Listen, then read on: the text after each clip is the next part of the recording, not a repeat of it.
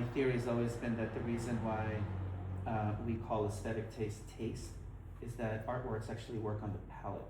You know, when you're looking at a painting, there's a part of it that's like, I want to eat that painting. I want to eat that Van Gogh. I want to eat that Gainsborough. And so for me, I'm very passionate about painting, but I also, coming from an education that really privileged conceptual art, I think of painting as not just isolated on the wall, but this combination of experiences. You know, it's this kind of nexus of correspondences, relays, echoes, you know, the way I would describe it. And so the epiphany model, Friedrich's The Wanderer Above the Sea of Fog, I forget the exact date, you know, early 19th century. And it's this idea of the Rückenfigur, that you have this figure contemplating the landscape. And it's very much echoed in that painting of Mary, my partner, over there. But you're absolutely right that, you know, that kind of combinatorial logic is sort of still with me, where as indebted as I am to the painting, and I teach a lot, so I say this to my students, if you're a painter, you're still working with the theatrical experience. You're still organizing this set of associations that ricochet through the gallery.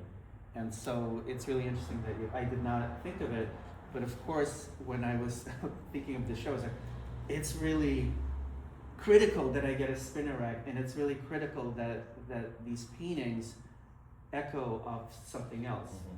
Not only the drawings, but it really all does, on some level, get fused together in this comic book. Which this seems like the right time to say they are Yeah. available here in the gallery for your purchase. And tonight only, Peter will actually sign. Well, they them, are actually but- pre-signed, because I wasn't sure. And they're if only I- $20. And they're only $20.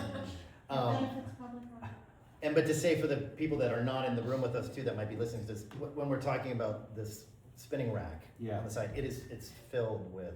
It's filled with this, yeah. But just to kind of, you know, go back to this idea, you know, for me that's a really important dimension, that painting is working in dialogue with something else, and that was definitely the case in the epiphany models, that, you know, you're sort of seeing it through another layer, if you will. And I think that's the other thing maybe that kind of thematically and visually organizes. It's all of these different layers that allow you different points of access. You're never just getting like a full, clear view, Right.